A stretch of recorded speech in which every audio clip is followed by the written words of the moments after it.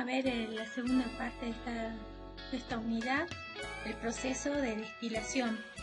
Las fotografías que ven en esta imagen corresponden a distintas plantas petroquímicas del país, donde pueden observar estas líneas, estas estructuras, estas columnas, son los equipos de destilación.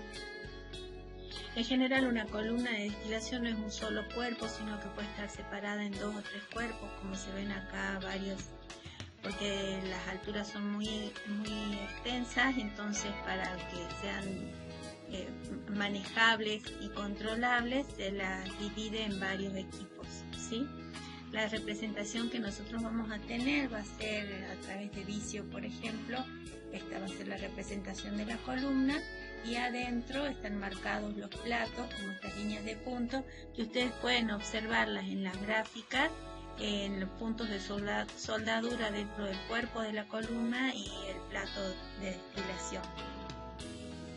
Bueno, el proceso para esto son los mismos libros que estuvimos viendo, el Coulson, el McCabe, el Jan Copley, el Daugherty para las constantes, y el Treival, que es sobre todo para el Treival, y el Henley sobre todo para la parte de Ponchon-Savary, y la parte de McCabe-Thiele, que es el que estamos por ver ahora, el método McCabe-Thiele, les conviene el Jan Copley, el McCabe o el Cox.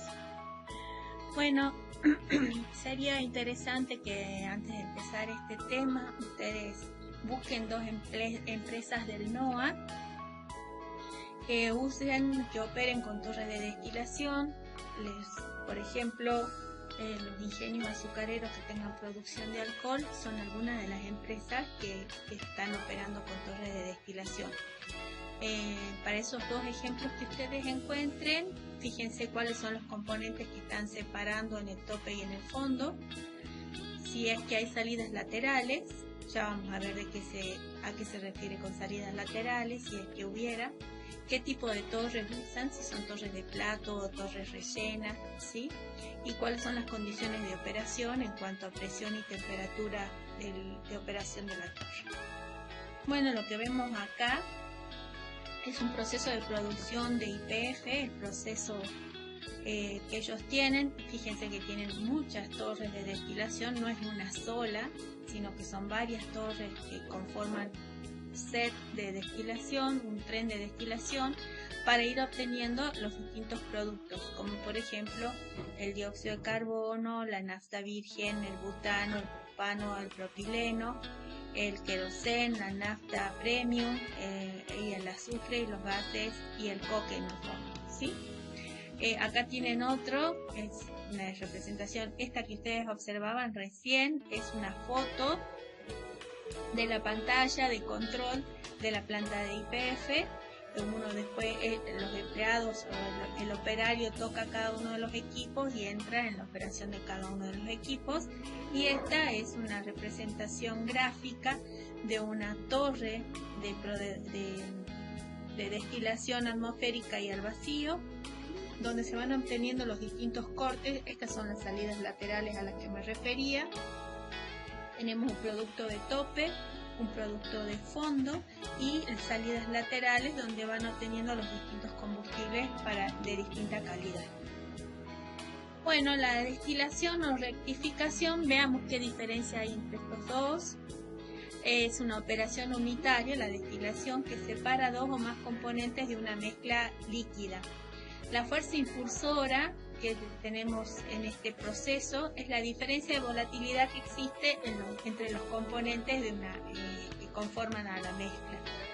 Los parámetros a tener en cuenta para la definición de este proceso son la temperatura y la presión como parámetros generales, y bueno, la volatilidad relativa para saber si se va a poder separar por destilación o no.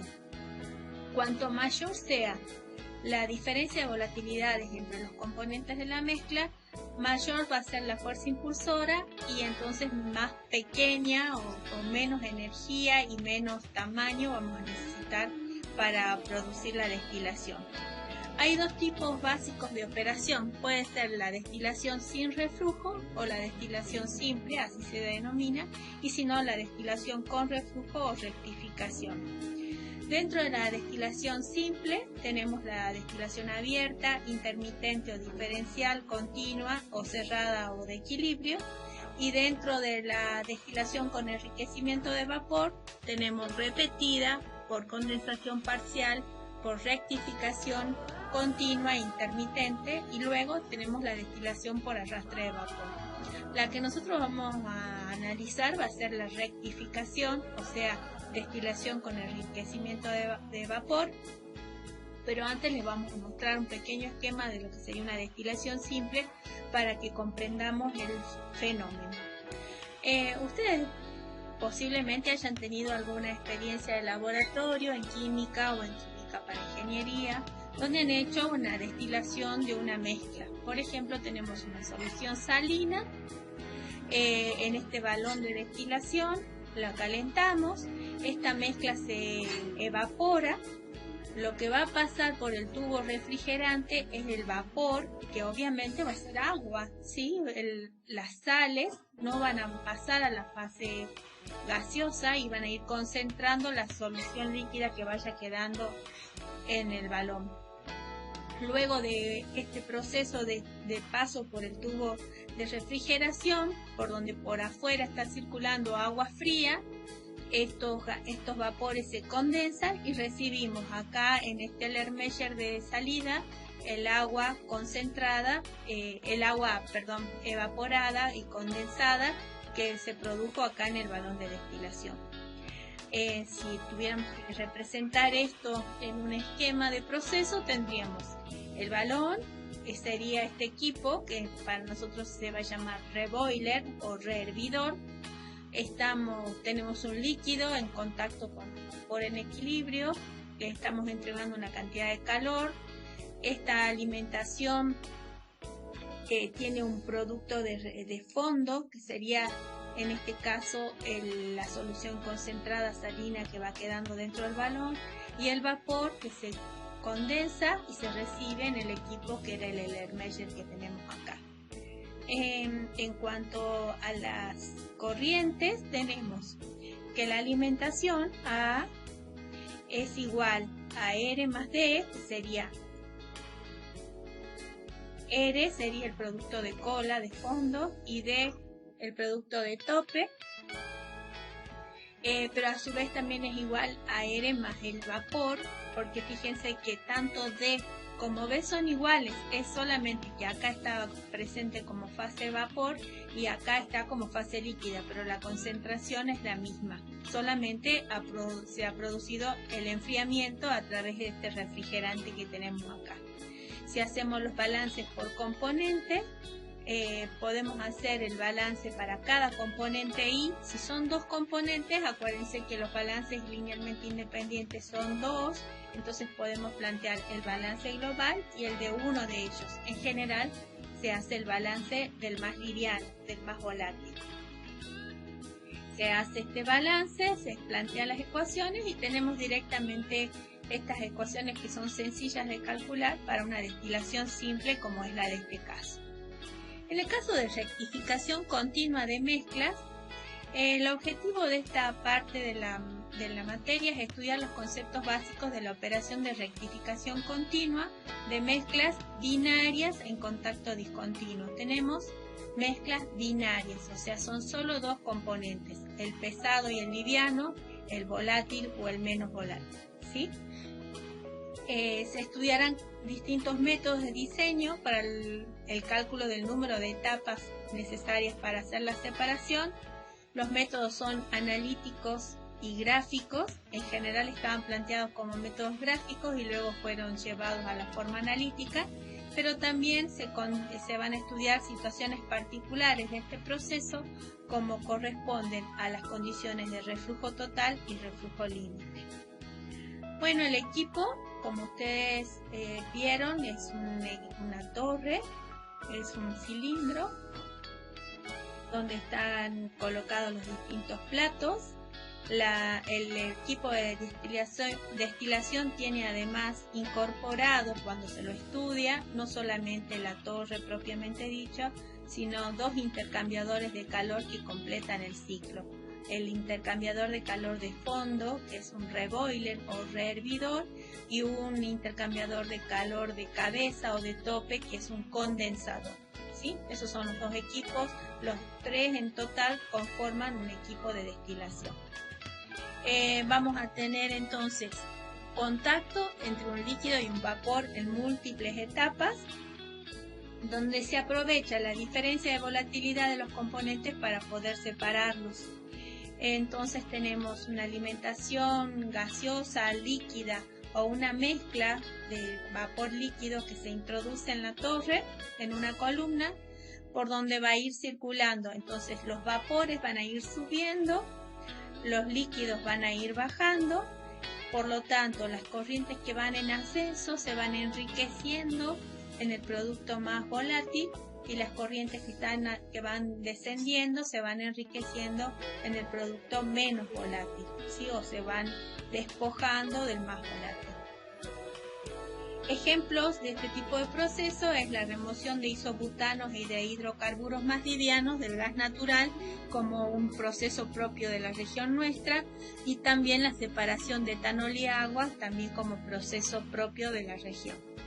Si lo vemos en un esquema de libro, ustedes van a tener que en cada plato, estos que están dibujados acá son los platos, se acumula una cantidad de materia, de líquido, en el cual burbujea un vapor, se ponen en contacto y se separa una corriente vapor de una corriente líquida que va bajando hacia el plato inferior, que se encuentran en equilibrio entre el vapor y el líquido que descienden, que se producen en cada plato. Las 2 corrientes están en equilibrio. Cuando llegan al fondo, ese líquido es calentado a través de vapor de agua en general, produciéndose un vapor que es vuelto a alimentar en el último plato y sigue ascendiendo con el resto de los vapores hasta el tope de la torre. En el tope de la torre, el vapor que sale por el tope es enfriado en un intercambiador que se llama condensador. Es enfriado totalmente, una parte se saca como producto de tope y en la otra parte se recircula para que vaya bajando como líquido atravesando cada uno de los platos.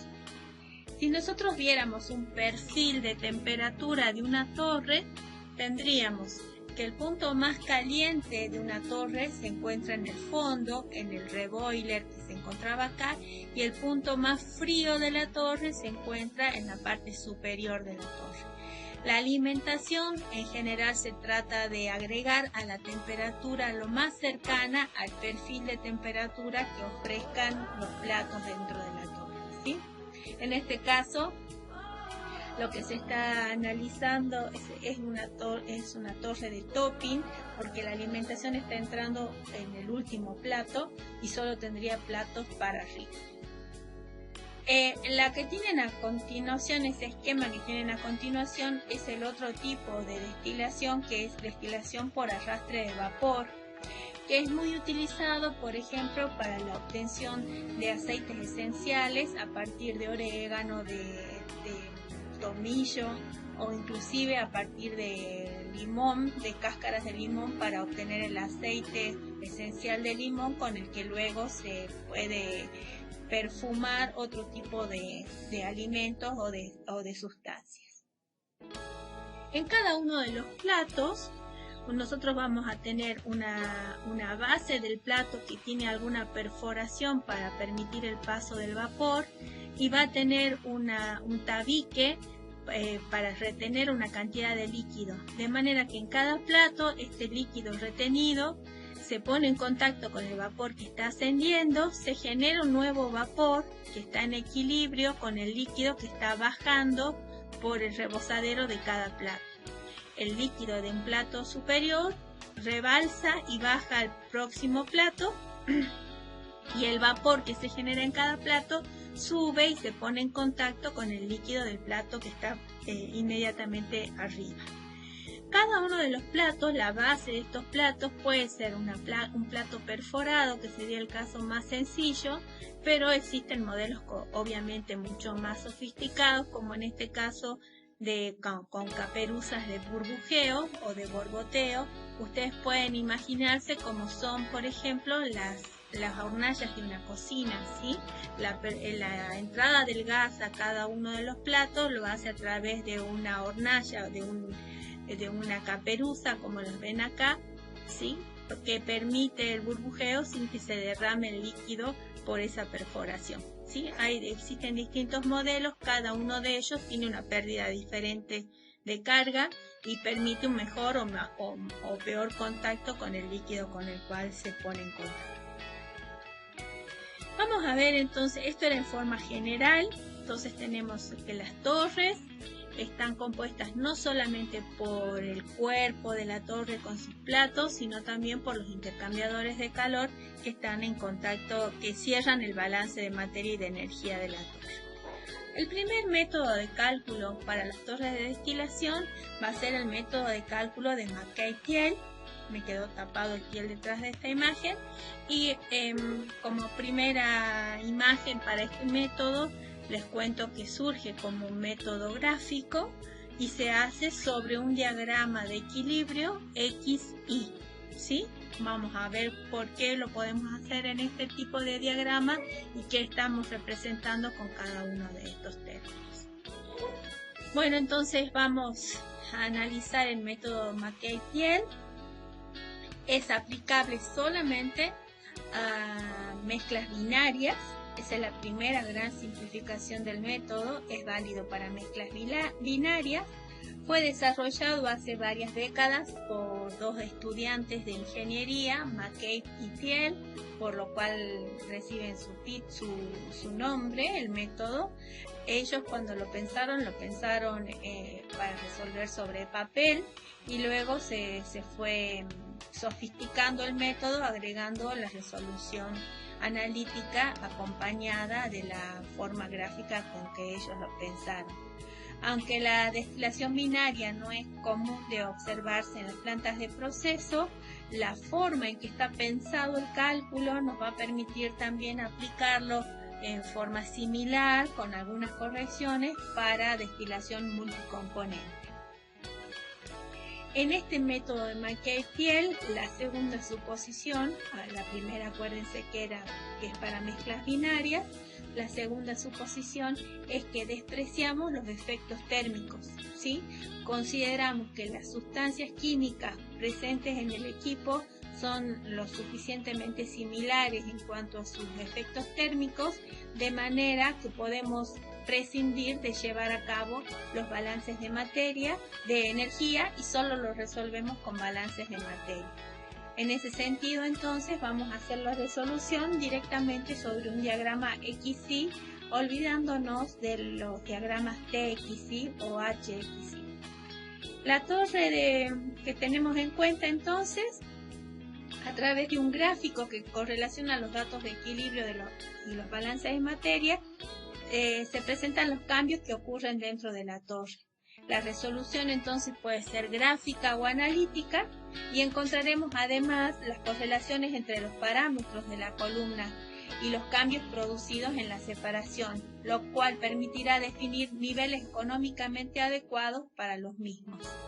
Las condiciones de operación de las torres de destilación, por lo tanto, involucran en sí mismas límites reales y límites económicos.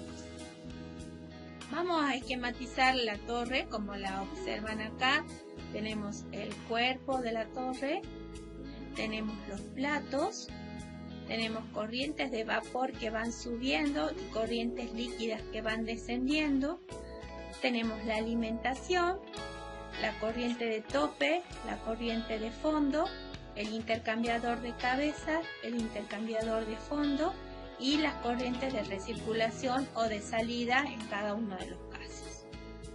La corriente de alimentación, feed stream, se denota con la letra F y tiene unidades de moles por tiempo o de masa por tiempo, ¿sí? Moles por hora, por ejemplo, o kilogramos por hora. Depende de cómo estamos expresando el caudal F, vamos a plantear las composiciones X e Y. La composición de esta corriente XF es la fracción molar o másica de la alimentación en general según el componente más volátil. Por ejemplo, si dice que está al 40%, si XF es 0,04, quiere decir que está al 40% en el componente más liviano. En cuanto el condensador es un intercambiador de calor utilizado para condensar estos vapores que están saliendo por el tope de la torre y que en este caso, por ejemplo, condensan totalmente todo el vapor que entra, se condensa en este condensador y sale por el fondo. Ese vapor condensado se retiene en este cilindro, en este tanque de contención de los vapores, de los líquidos. Una parte de esos es bombeada para realimentar a la torre y la otra parte es sacada como producto de tope. Ese producto de tope lo vamos a llamar D, de domo, de dome en inglés. Y una parte de este producto que salió por la cabeza, que se retuvo en este cilindro, en este tanque, es vuelto a la torre y a esa le corresponde la corriente de reflujo que se denomina con la letra L. Por el fondo tenemos un intercambiador de calor que se denomina reboiler. Es un reboiler parcial porque una parte de la corriente es rehervida y la otra parte sigue saliendo como líquido, no como en el tope que era condensación total. El vapor que se genera B' es vuelto a alimentar a la torre, mientras que el líquido que está en equilibrio sale como L' por el fondo. El L' entró al reboiler, el B' entra de nuevo a la torre y el B es sacado como producto de fondo, bottom, por eso se denomina con la letra B larga. La corriente de destilado, B, es lo que denominamos producto de cabeza, está enriquecida en el producto más volátil, ¿sí? Va a tener alta concentración del producto más volátil. Su composición XD corresponde a la especificación de cabeza del producto que estamos obteniendo por destilación. Mientras que la corriente de reflujo L tiene la misma composición que D y es la que vuelve a la torre, tienen la misma composición pero no la misma masa, o sea, XD es la misma K, es la misma K y es la misma K. Este es un punto de bifurcación, ¿se acuerdan de eso? O sea que las tres corrientes tienen la misma composición, pero no la misma masa. Lo que sí sabemos es que L más D tiene que ser igual a la B que está saliendo por acá arriba. En el caso de la corriente de fondo, se denomina B, bottom. Está enriquecida en el producto menos volátil, ¿sí? Y tiene las mismas unidades que D. Si D estaba en kilogramos por hora, esto también tiene kilogramos por hora y F también kilogramos por hora. Y su composición XB también se escribe siempre en términos del componente más volátil. Entonces, como está enriquecida en el menos volátil, XB siempre es mucho menor que XD y es menor que XF, ¿sí? En un perfil de concentraciones vamos después a ver que la más chica es XP, en el medio o por ahí cerca está XF y en la parte superior está XD con los valores más altos. La relación de reflujo es la relación que tenemos entre L y D. L y D. Eso se denomina relación de reflujo. Ese es un parámetro que es un parámetro económico. En función de ese parámetro, L sobre D, se estima el costo mínimo de la torre, ¿sí?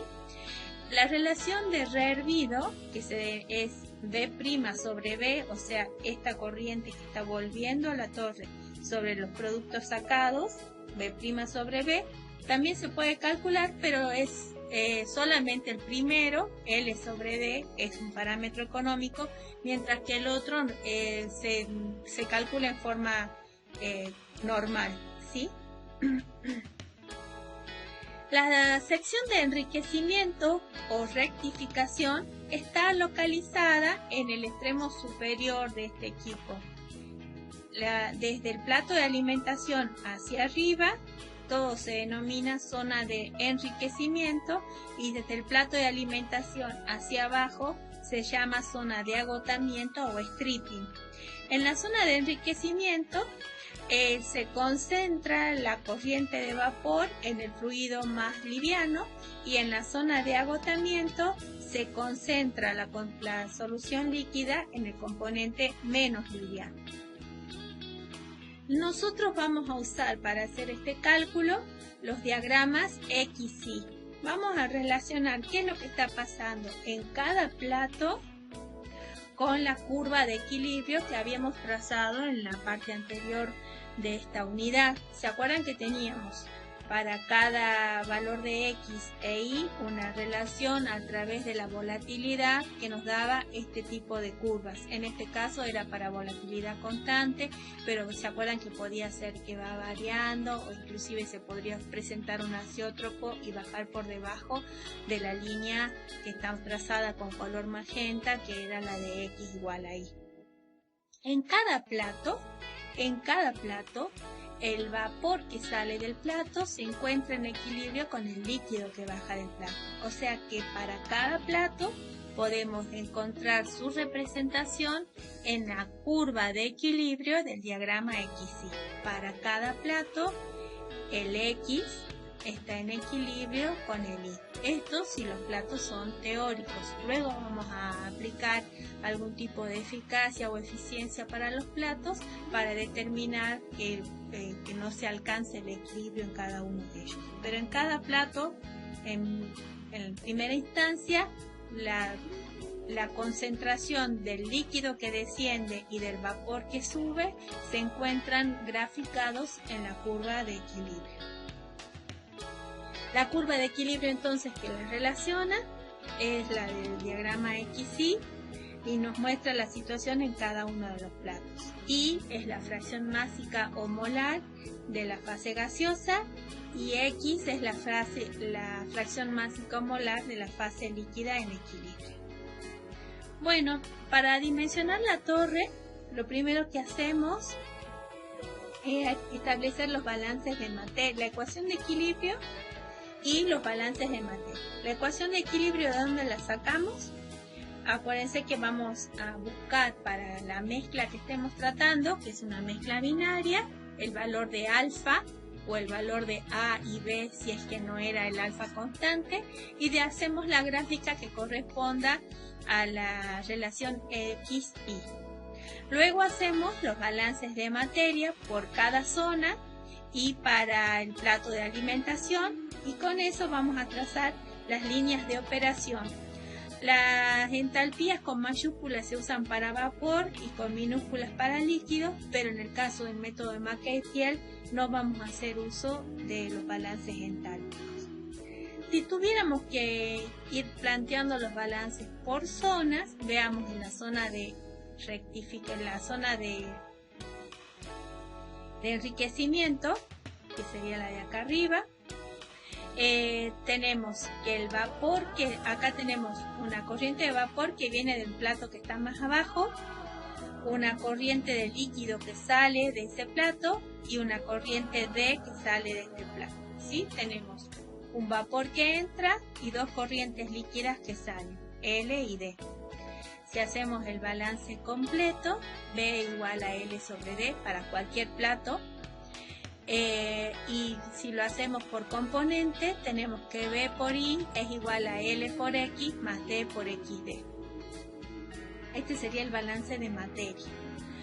Si dividimos ambos miembros de la ecuación sobre B, me queda que la composición en la fase gaseosa de esta corriente B que está subiendo es igual a L sobre B por X más D sobre B por XD. Y recordando que la relación de reflujo definida como parámetro económico, RD era L sobre D, trabajando matemáticamente podemos encontrar que hay una recta que une la composición de cada vapor con el líquido en cada plato en función de la relación de reflujo y de la composición del tope de la torre. El balance de energía está planteado, pero no lo vamos a usar. Yo se los dejé expresado para que después, cuando hagamos el método de Poisson-Savary, vean que es el mismo balance que estaríamos empleando en este caso. Y por otro lado, la ecuación de equilibrio que tenemos es que la relación que existe entre X e Y no es aleatoria, sino que está dada por la volatilidad relativa, si es que fuera constante, y si no sería con el A más B, si es que estamos en un caso donde la volatilidad relativa no sea constante.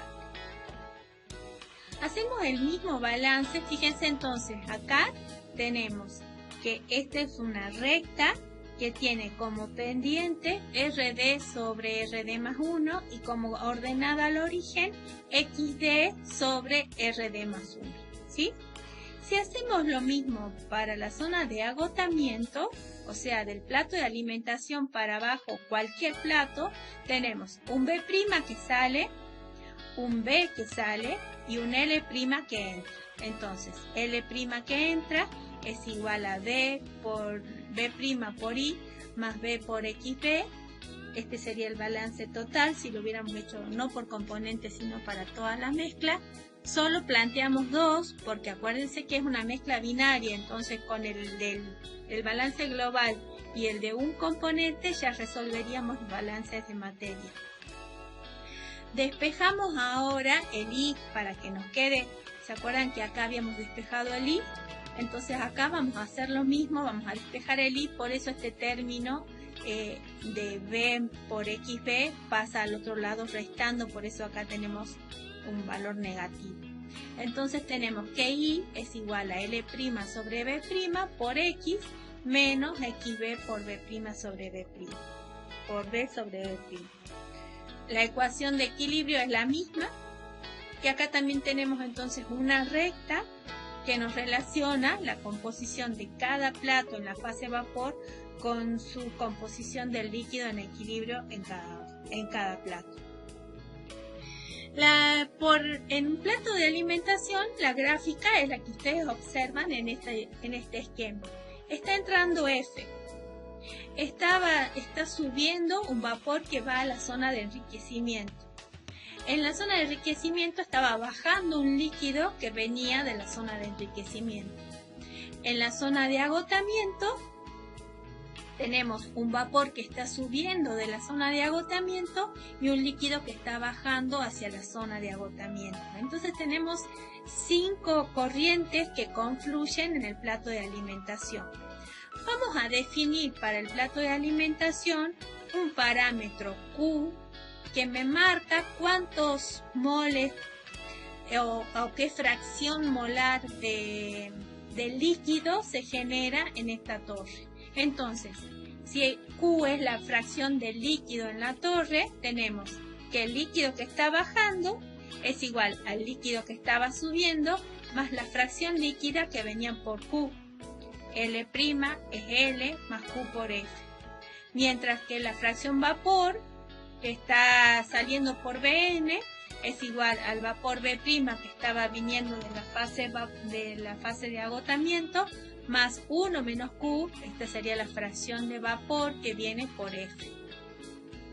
Trabajando matemáticamente con este modelo, encontramos que para el plato de alimentación, el I del plato que está saliendo por acá es igual a Q sobre 1 menos Q por X menos XF por 1 menos Q. Entonces Q es nuestro parámetro que nos mide la cantidad de líquido que venía en F. Fíjense que Q no es la fracción molar.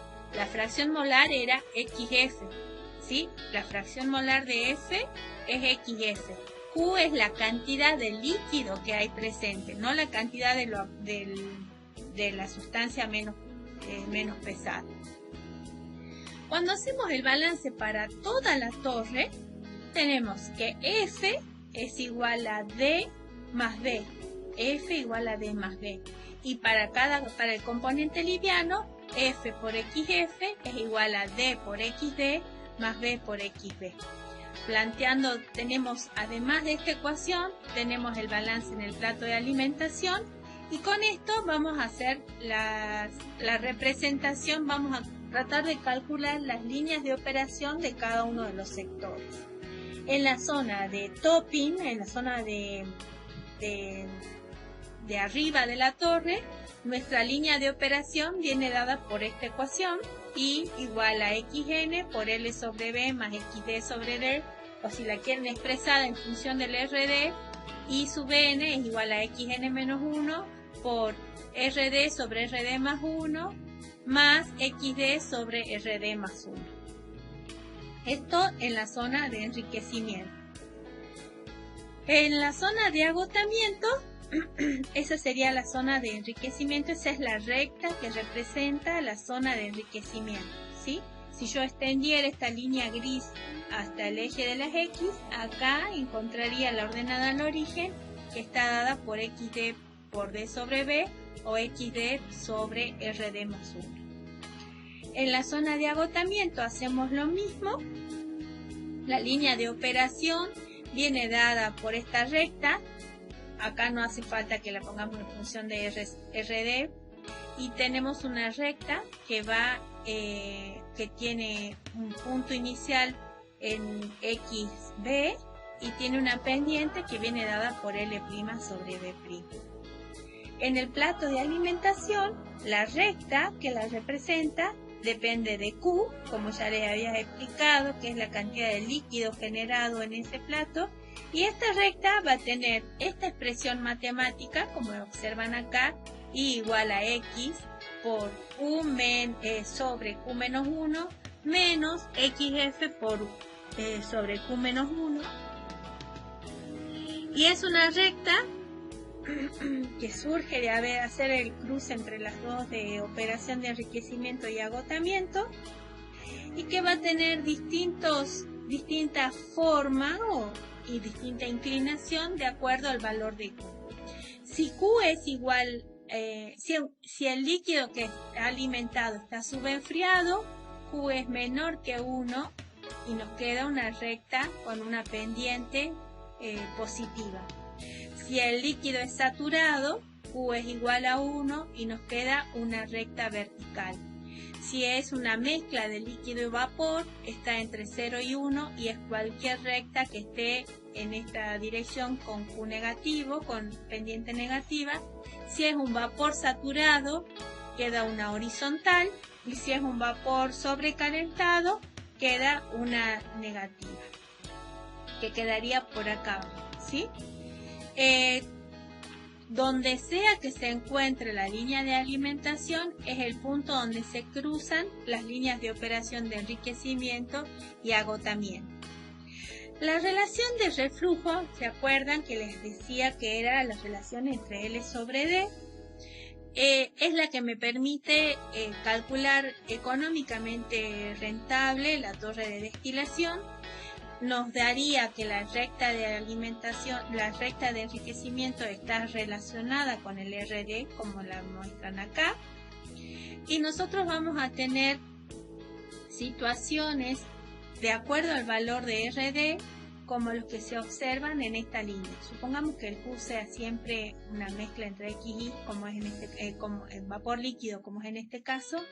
Y de acuerdo a la relación RD, me van a dar distintas rectas y ahí según esas me van a dar las líneas de agotamiento.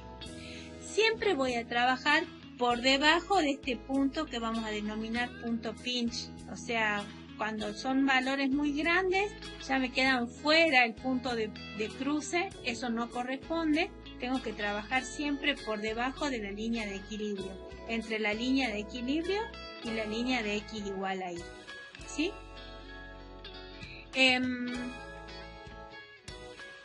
La condición de reflujo total, que es otra situación particular, estas dos situaciones que estamos por calcular a continuación son puntos extremos no operativos. Se los calcula en forma teórica para tener dimensionada por el extremo superior e inferior a la torre, pero no son puntos que en la realidad ocurran, ¿sí?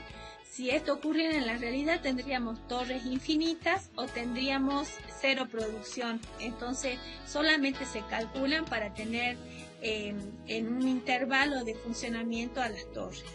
La condición de reflujo total corresponde al número de platos mínimos en la torre.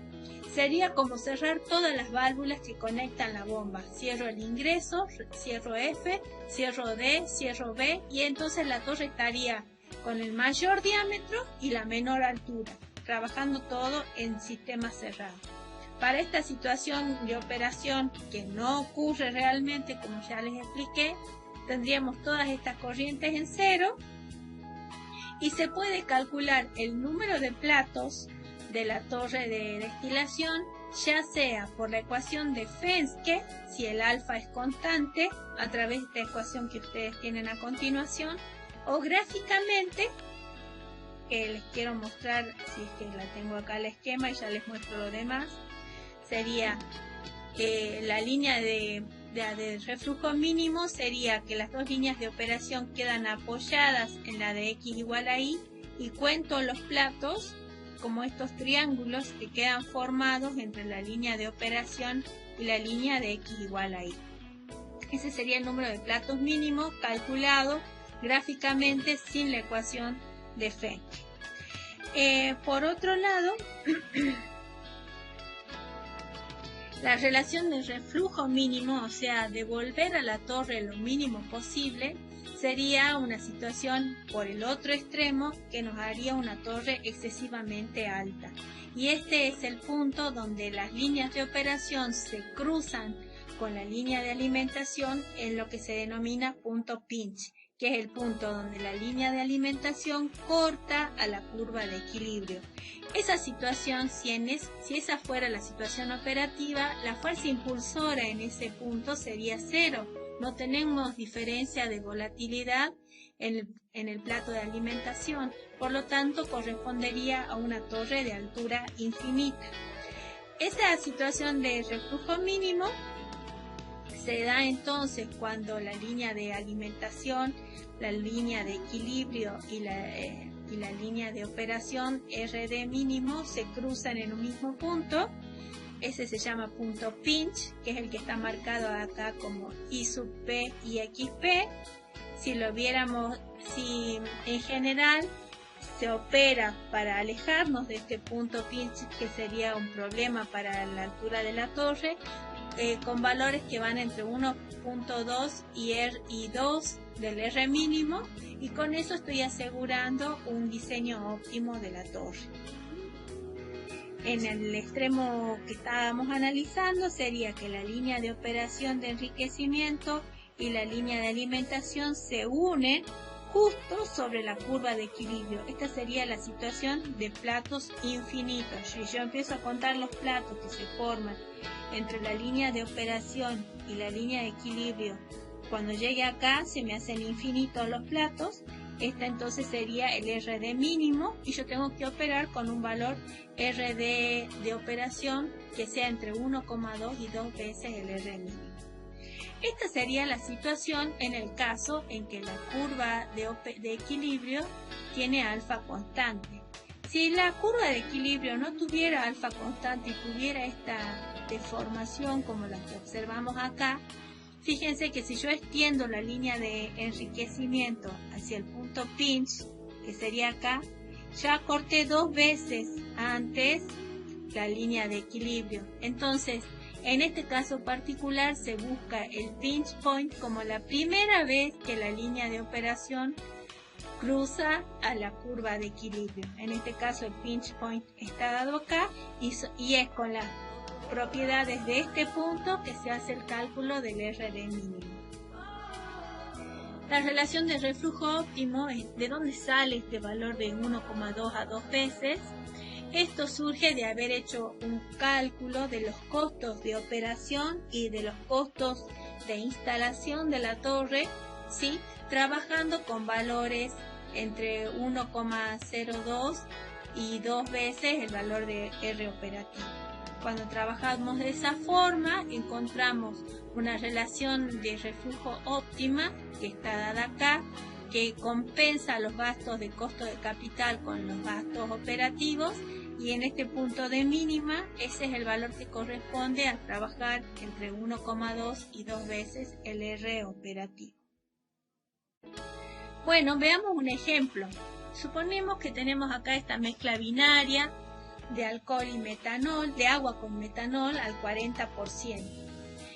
Ese 40% me está representando el XF, o sea, la alimentación está entrando con XF. Se utiliza una columna de rectificación continua en 7 etapas teóricas más el calderín o el reboiler, y el objetivo es obtener un destilado del 98% del metanol y recuperar el 90% del metanol contenido en la alimentación, que se introduce como un líquido saturado, o sea que Q es igual a 1, ¿sí? Por eso me quedó una vertical. Los datos de equilibrio están dados por esta tabla. Entonces, con estos datos de la tabla, yo grafico esta curva de equilibrio. Inclusive la podría representar a través de un polinomio. Si tengo el alfa, no uso polinomio, sino que uso directamente la ecuación de alfa. Con los datos que tengo en el problema, lo primero que resuelvo es el balance de materia para saber cuánto es el X de tope y cuánto es el X de fondo. Con esos datos y la relación operativa del punto de pinch y trabajando con 2 veces el R operativo, el R mínimo, encuentro la línea de operación y con esos datos calculo los platos. Los platos los voy a ir trazando horizontal, vertical, horizontal, vertical, horizontal, vertical entre la línea de operación y la línea de equilibrio, y me fijo cuántos platos hacen falta para llegar hasta la situación de composición que me pide el problema. Si yo me paso de las 8 etapas que figuraban acá, como 7 platos más el calderín, quiere decir que la torre no está dándome los resultados que yo quería, ¿sí? En la práctica vamos a ver una forma a través del Excel para hacer este cálculo de los platos sin tener que hacerlo gráficamente. Así que con Darío les vamos a explicar cómo podemos optimizar el cálculo de manera que sea automático para calcular y dibujar los platos de destilación. Un error habitual en el parcial sobre este tema es dibujar los platos, por ejemplo, por arriba de la curva de equilibrio o entre la curva de operación y la recta X igual a Y. Esos son errores que anulan por completo el ejercicio en el parcial, así que acuérdense siempre que los platos se grafican y se calculan entre las líneas operativas y las líneas de equilibrio.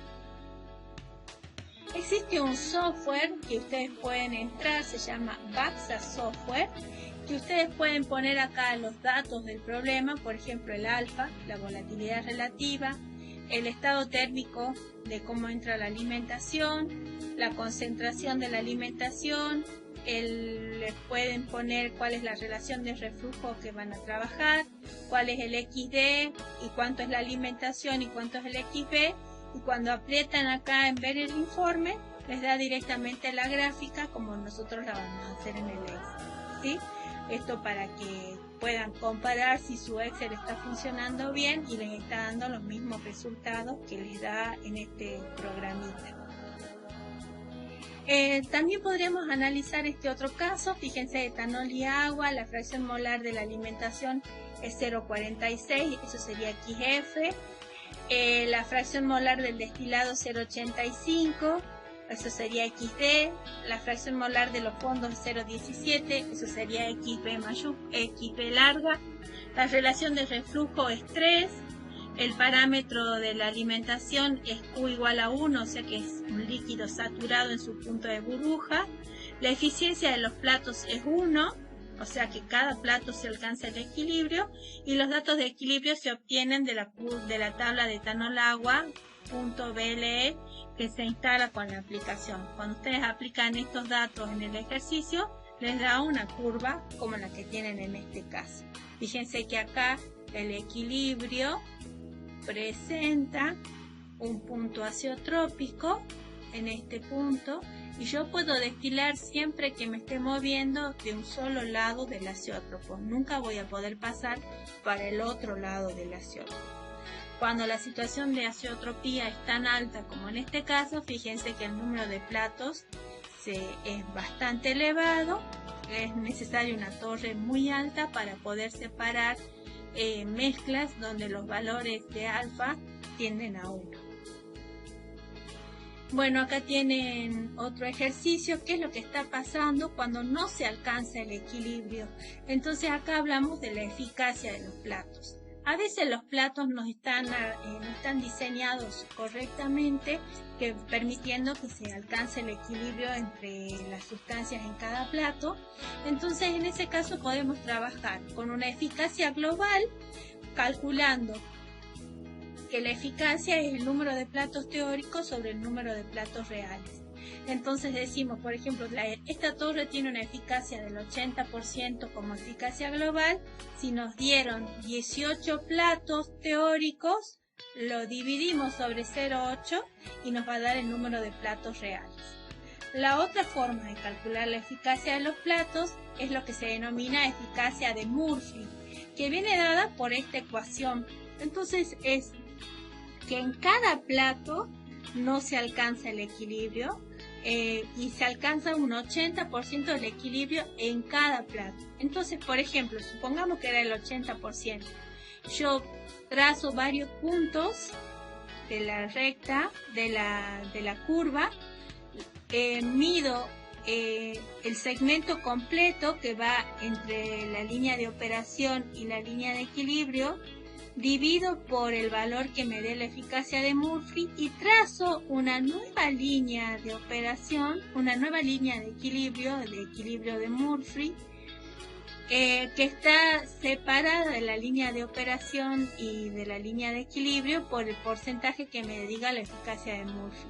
Entonces la vuelvo a trazar y ahora vuelvo a trazar los platos como si la línea de equilibrio fuera esta que me quedó marcada por la eficacia de Murphy. Esa sería la otra forma de calcular el número de platos. Por último, veamos algunas situaciones particulares. Se puede dar que una torre de destilación tenga más de una alimentación. Por ejemplo, en este caso tiene 2 alimentaciones. Las alimentaciones producen un quiebre en la línea de operación, ¿sí? Fíjense que si teníamos una sola alimentación, teníamos 2 líneas de operación, la línea de operación de enriquecimiento y la línea de operación de agotamiento. Cuando tenemos 2 alimentaciones, planteamos el punto de tope, la concentración de la primera alimentación, que sería F2 en este caso, marcamos la posición y el estado de la corriente de alimentación 2, y trazamos en función de esos datos la primera línea de operación, que sería la de enriquecimiento desde acá arriba. Para la zona de abajo marco el punto de fondo, marco la alimentación 2 y el estado de la alimentación 2 y la relación de reflujo en esta zona de la torre, y luego uno este punto con este punto y ahí marco esta línea recta que es la relación de reflujo que tengo entre F2 y F1. Con eso trazo los puntos, trazo los triángulos que forman las etapas de equilibrio que constituyen esta torre. Si en cambio lo que tuviera fuera una extracción lateral en estado líquido, fíjense que una extracción lateral está representada también como un quiebre en la línea de operación. Si la línea de operación tenía relación L sobre B, esta en la línea original iba desde XD hasta el punto del plato de alimentación. Si yo estoy retirando líquido, la pendiente de la línea L sobre D está disminuyendo, por lo tanto me queda con mayor pendiente y es esta que ustedes observan acá.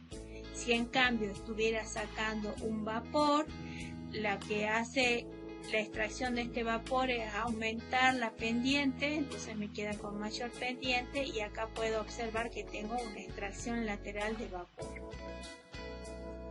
Bueno, este video lo he hecho un poquito más rápido, pero la idea es que en la clase que tengamos en forma sincrónica podamos resolver las dudas que ustedes tengan. Este es uno de los temas más lindos de la materia.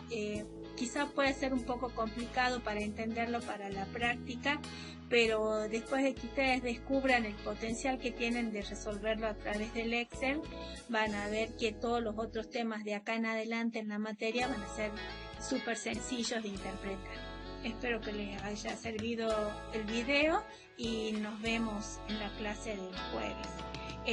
Enseguida les subo la otra metodología de cálculo para torres de destilación, que es la que corresponde al método de Ponchon-Savary, que sí tiene en cuenta los balances de energía. Bueno, dejen todo acomodado, preparen el mate y largamos con el próximo video.